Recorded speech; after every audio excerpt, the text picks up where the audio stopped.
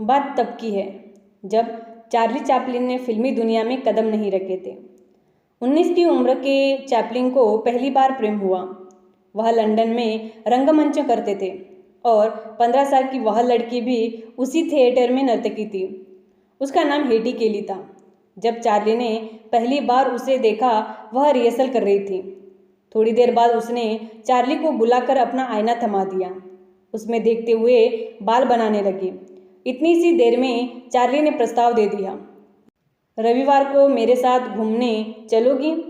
इस पर वह लड़की खिलखिलाकर हंसी और बोली, तुमने अपनी नाक पर लाल रंग की गेंद लगा रखी है। मुझे यह भी नहीं पता कि जोकर के इस मेकअप के पीछे तुम्हारा असली चेहरा कैसा है। अगले रोज चार्ली ने शो के बीच उसे अपनी फोटो दिखाई और वह मिलने के लिए राजी हो गई। रविवार को जरूरत से ज़्यादा उत्साहित चार्ली उस लड़की को प्रभावित करने की तमाम कोशिशें कर रहा था। बड़ी बड़ी बातें, दिलकश अदाकारियाँ, लड़की बस मुस्कुराती रही। चार्ली उसे महंगे रेस्टोरेंट में ले गया, लेकिन वह तो घर से खाना खाकर आई थी। दोनों टेम्स नदी के किनारे टहलते हुए बातें करते रहे। उस मुलाकात से चार्ली इतना खुश था कि हेटी को घर छोड़ने के बाद लौटकर वापस टेम्स के किनारे आया और जेब में जितने पैसे बचे थे वह सोए भिखारियों को दान कर दिया। चार्ली के मन में अपनी प्रेमिका के लिए जितना कल्पनाएं थी, हेटी के लिए सबका साकार रूप थी। 3 दिन तक दोनों मिलते रहे, साथ टहलते बतियाते रहे, लेकिन चौथे दिन सब कुछ बदल गया। हेटी केली का व्यवहार रूखा व उदासीन था। चार्ली ने उससे कहा, ऐसा लगता है तुम मुझसे प्यार नहीं करती। उसने जवाब दिया, तुम 19 के हो, मैं 15 की हूँ। हम दोनों में बहुत अंतर है। बात बढ़ती गई, बातों की गर्मी भी बढ़ती गई। चार्ली बार बार पूछता रहा, तुम मुझसे प्यार नहीं करती? वह हर बार कहती, मुझे नहीं पता। क्रोध में आकर चार्ली ने कहा, तुम्हें नहीं पता, इसका मतलब तुम नहीं करती। बस बहुत हुआ, आज के बाद हम कभी नहीं मिलेंगे। ऐसा कहकर चार्ली ने उम्मीद की थी कि हेटी केली उसे रोकेगी, पर वह खामोशी से खड़ी रही। चार्ली वहाँ से चला गया। घर लौटकर चार्ली को अपने व्यवहार पर अफसोस हुआ। वह अगले रोज हेटी केली के घर गया। दरवाजे पर ही उसकी माँ ने डांट लगाई, क्या किया तुमने मेरी बेटी के साथ? कल वह रोते रोते हुए घर लौट आई और रोते रोते ही सो गई। अब तुम उससे नहीं मिल सकते।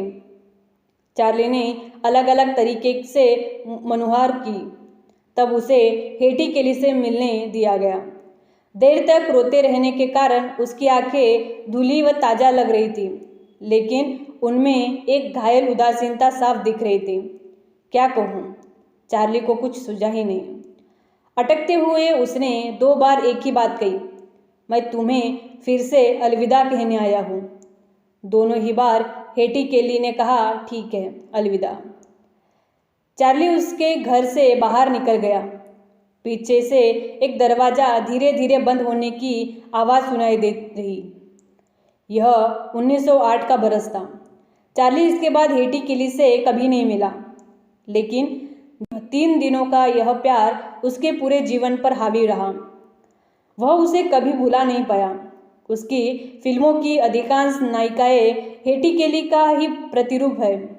उसी की तरह चार्ली वह आंखें झपकाती। उसे ताउम्र अपने व्यवहार का अफसोस रहा। वह सोचता, मैंने एक बार भी हेटी केली को यह नहीं बताने की कोशिश नहीं की कि सिर्फ 3 दिनों में ही मैं तुमसे इतना प्यार करने लगा हूँ, लेकिन हर बार उससे यह पूछता रहा कि क्या तुम मुझसे प्यार नहीं करती। जो बातें खुद कहनी चाहिए उसे सामने वाले से सुनने की उम्मीद करना दरअसल एक आत्महत्या नादानी है। चार्ली ने अपना पहला प्यार इसी नादानी के चलते खो दिया। यही नहीं, एक ही झटके में उसने वे सारे फूल तोड़ दिए जिनसे वह हेटी केली तक दोबारा पहुंच सकता था। 1921 में अमेरिकी सुपरस्टार बनने के बाद जब वह लंदन लौटा तो पाया हेटी केली 3 साल पहले ही मर चुकी है। अब उसे याद करने के अलावा कोई रास्ता नहीं था। प्यार और रिश्ते दो ऐसी चीज़ें हैं जहाँ गुंजाइशें हमेशा बनी रहनी चाहिए। एक ही बार में सारे फूलों को जला देना महज एक अबोध विध्वंस है। अगर वीडियो पसंद आया हो तो वीडियो को लाइक, शेयर और सब्सक्राइब जरूर करना।